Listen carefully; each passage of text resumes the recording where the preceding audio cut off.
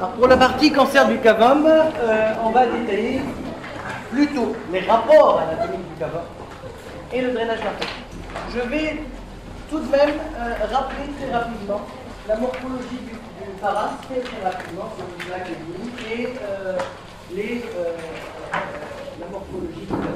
Alors le pharynx est un conduit musculo-membraneux qui constitue un carrefour aéro-digestif. Le pharynx, c'est tout simplement ça. Moi, je suis de rachis. Ça, c'est le cavum, c'est une demi-gouttière. Et là, c'est la base du crâne. Donc, le pharynx a une paroi postérieure musculaire, deux parois latérales, mais une paroi antérieure virtuelle, qui est ouverte sur les coans, qui est ouverte sur l'isthme de Gaussier, ou l'orifice postérieur à la cavité buccale, et qui est ouverte sur le larynx. D'accord? Donc, la paroi antérieure communique avec les orifices postérieurs de la face et le larynx. Ce pharynx va de la base du crâne jusqu'à C6, où il se continue par l'œsophage. Il est plaqué donc sur le rachis cervical, en arrière des fosses nasales, en arrière de la cavité buccale et en arrière du larynx. Il intervient évidemment dans la déglutition, dans la respiration, dans la phonation et même dans l'audition, on va voir pourquoi. Donc ça, c'est la paroi postérieure qui est complètement fermée. Et là, c'est la communication avec les coans, ce qui va déterminer l'étage du rhinopharynx ou du nasopharynx ou du cavum. Ça, c'est l'étage oral et ça, c'est l'étage larynge. Alors, anatomie morphologique du cavum, très rapidement, on décrit au cavum d'abord une paroi supérieure ou un toit qui est représenté par les deux tiers postérieurs de la partie inférieure du cordus sphénoïde et la partie basilaire de l'os occipital. Ça, c'est le losange et le cordus sphénoïde et l'occipital, c'est l'étoile. Au niveau de cette paroi supérieure du cavum, on trouve les amygdales pharyngiennes ou les tonsilles pharyngiennes. Et leur inflammation donne la pharyngite. Voici les amygdales pharyngiennes. Il y a ici une petite membrane atlanto-occipitale, c'est-à-dire entre l'atlas, la vertèbre C1 et l'occiput. La paroi antérieure, on va trouver les coans séparés par une cloison. Mais on va trouver également la face postérieure du voile du palais. Les coans et la face postérieure du voile du palais. Latéralement, la paroi latérale contient principalement l'orifice tubaire de la trompe auditive, la trompe d'Eustache. C'est quoi la trompe d'Eustache? En fait, l'oreille, vous la divisez en trois parties, l'oreille externe, l'oreille moyenne, l'oreille interne. Mais, d'une façon très rapide. L'oreille externe, c'est le pavillon et le conduit auditif externe, qui est fermé ici par la membrane du tympan. Et par la suite, vous allez trouver une boîte qu'on appelle la caisse qui contient la chaîne des osselets et qui communique par la suite par la fenêtre ovale avec l'oreille interne. Alors, cette chaîne des osselets, le premier os qui est le marteau est adhérent à la membrane du tympan, s'articule avec l'enclume, qui s'articule avec l'étrier, qui s'articule avec la fenêtre ovale. Et en fait, l'onde sonore qui provient du conduit auditif externe se transforme en un mouvement au niveau des osselets. Il faut savoir que tout mouvement augmente la pression. Quand vous faites bouger les molécules d'une boisson gazeuse, vous augmentez la pression dans la bouteille. Et quand vous ouvrez, donc tout mouvement augmente la pression. Et toute augmentation de pression gêne le mouvement. Quand vous marchez dans l'eau, vous marchez mal. Parce que la pression est augmentée. Donc, ce mouvement des osselets va augmenter la pression au niveau de l'oreille moyenne. Et d'une façon vicieuse, cette augmentation de la pression va gêner ce mouvement. Va gêner le mouvement des osselets. Donc, il faut à chaque fois qu'il y ait une augmentation de la pression par le mouvement, évacuer cet excès de pression. D'accord? Et cet excès de pression est évacué par la trompe d'Eustache. C'est un canal qui va communiquer l'oreille moyenne avec le cavum.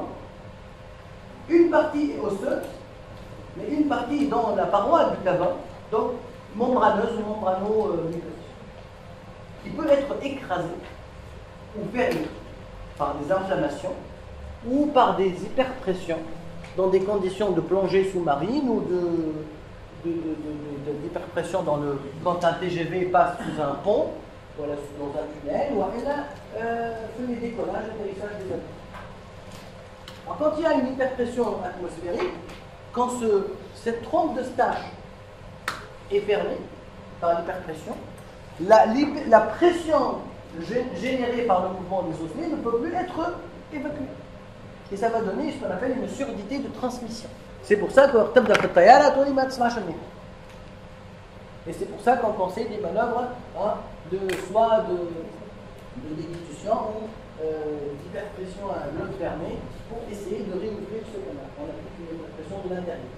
Alors cet orifice s'ouvre au niveau de la paroi latérale du cavum et il est caché par un repli qu'on appelle le torus tubaire. Le torus tubaire, c'est un repli muqueux derrière l'orifice de la trompe. Derrière le torus, derrière ce repli qui cache l'orifice, vous avez une fossette qu'on appelle la fossette de Rosenmüller, qui est située entre le torus et la paroi postérieure, et au niveau de laquelle siège à peu près la moitié des carcinomes du cavum. Le comblement de la fossette de Rosenmüller, ou du récessus pharyngien, est un signe radiologique indirect de l'existence d'un cancer du cavum. Voici l'orifice tubaire, voici le torus tubaire, et voici la fossette de Rosenmüller. Notre objectif. Le cavum est en rapport en haut avec la base du crâne, avec l'occipital, le corps du sphénoïde et le sinus sphénoïdal.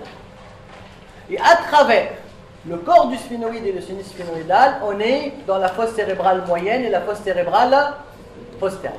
Et si je parle de fosse cérébrale moyenne et fosse cérébrale postérieure, je parle également de ces orifices et de ces trous de la base, notamment le foramen rond, le foramen plutôt ovale, le foramen rond prodème, le foramen jugulaire, la veine jugulaire 9, 10 et 11, le foramen du 12, le canal de l'hypoglosse, pour l'insami ou AZ le condylien, et même un peu plus en avant, la fissure orbitaire supérieure.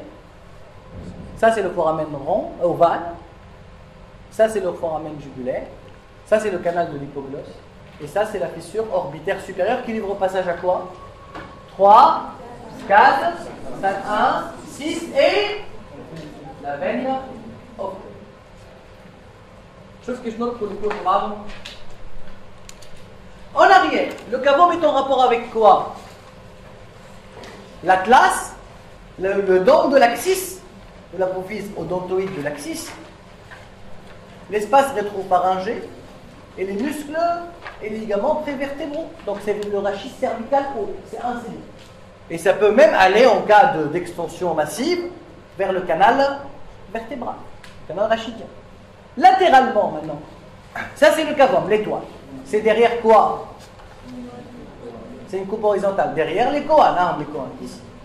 Donc ça c'est le cavum. Pour le reconnaître sur des coupes de scanner. Vous avez le rachis, l'espace rétropharyngé, la paroi et les muscles prévertébraux, la paroi postérieure du pharynx, c'est un schéma éclaté.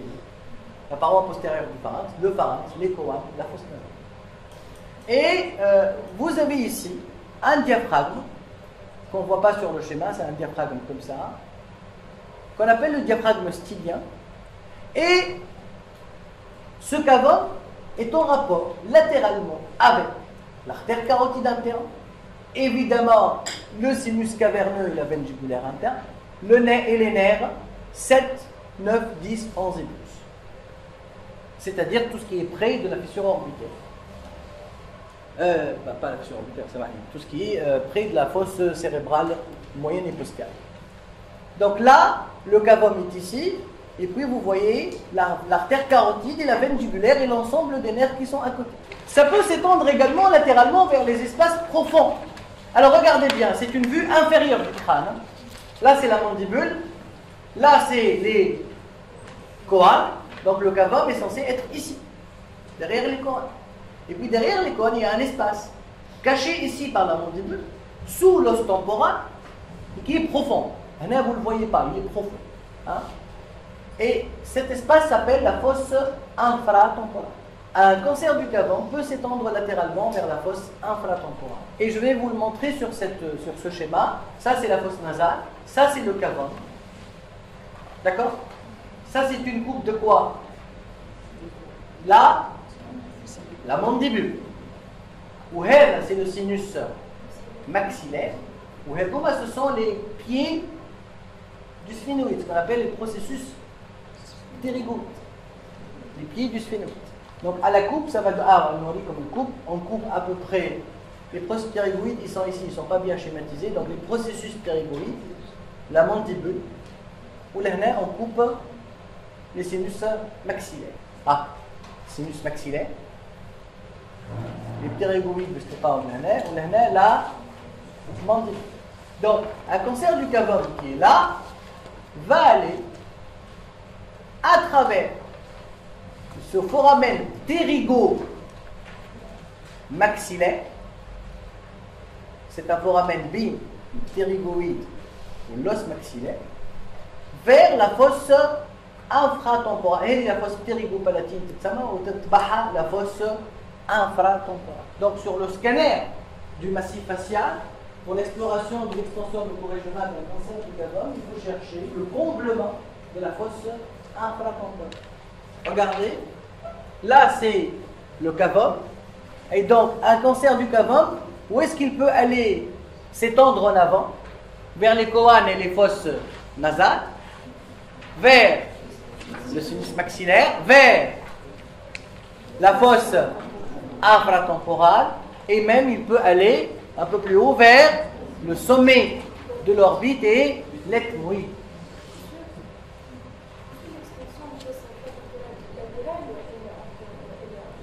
L'extension peut se faire où elle veut.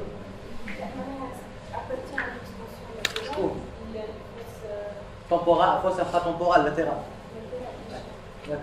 En bas, un cancer du cavum peut s'étendre en bas vers l'oropharynx, mais aussi vers le voile du palais, mais le domaine comme le voile du palais, la face postérieure du voile du palais est un rapport antérieur de la partie basse du cavum. Si le cancer est là, le fossette de Rosa-Muller, l'extension d'un gros cancer du cavum va aller en bas et en avant. C'est plutôt assez une migration podale. Ne nous arrêtez pas sur les termes qui ne servent à rien. C'est un cancer qui va vers le voile du palais. Drainage lymphatique maintenant. Ce sont des cancers très lymphophiliques, en particulier les UCNT. Et UCNT tard, quand on différencie de carcinoma entre l'azoma et les chaînes lymphatiques les plus souvent intéressées, ce sont les chaînes jugulo-carotidiennes de façon bilatérale.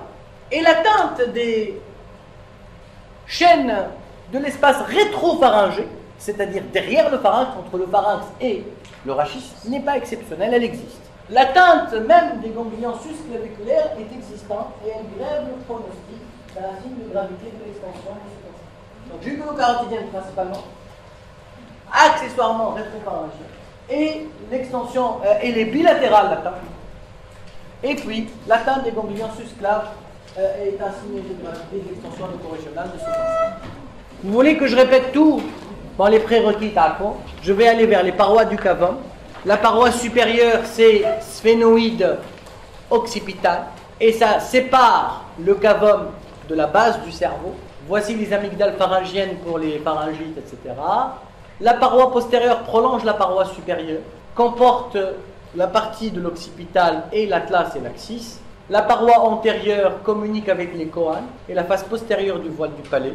La paroi latérale comporte l'orifice de la trompe auditive, caché par le torus tubaire se replie, derrière lequel on trouve la fossette de Rosa-Muller qui est comblée lors des cancers du pharynx. Orifice tubaire, repli tubaire, fossette. Alors, un cancer du cavum peut aller s'étendre en haut vers la base de l'occipite et l'os sphénoïdal et les fosses cérébrales moyennes et postérieures, en envahissant probablement aussi les nerfs qui passent par les orifices ronds, ovales du 5-3, le 5-2 podème, et puis le jugulaire avec les nerfs 9, 10, 11, et le condylien pour le 12, et la fissure orbitaire supérieure.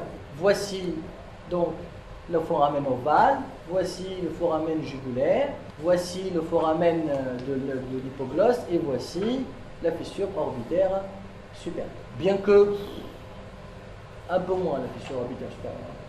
Alors, en arrière, c'est l'espace rétropharyngé, avec l'atlas et l'axis et les muscles prévertébraux, et si c'est grave, c'est réellement le canal vertébral. Latéralement, ce sont d'abord les vaisseaux, artères, carotides et veines jugulaires, et les nerfs qui sont à côté, c'est-à-dire le 7, le 9, 10 et 11, mais aussi les espaces profonds de la face, notamment la fosse infratemporale à travers le foramen ptérygo-maxillaire. Alors, voici sur ce scanner l'envahissement vers le sinus maxillaire, vers la fosse nasale et vers la fosse infratemporale. Cette fosse infratemporale est limitée latéralement par la mandibule, en avant par le sinus maxillaire et en arrière par le ptérygoïde, le processus ptérygoïde de l'os sphénoïde. Voici l'envahissement de la fosse infratemporale, même vers l'orbite et vers l'ethmoïde. Et puis en bas, l'extension vers l'oropharynx, et en bas et en avant, vers la face postérieure du voile du palais. Au drainage lymphatique, ce sont les chaînes jugulo-carotidiennes et les chaînes de l'espace rétropharyngé. Et puis, ces atteintes, elles sont des atteintes bilatérales, et l'atteinte des ganglions susclaviculaires vient grever le pronostic, sachant que ce sont des cancers très lymphophiles.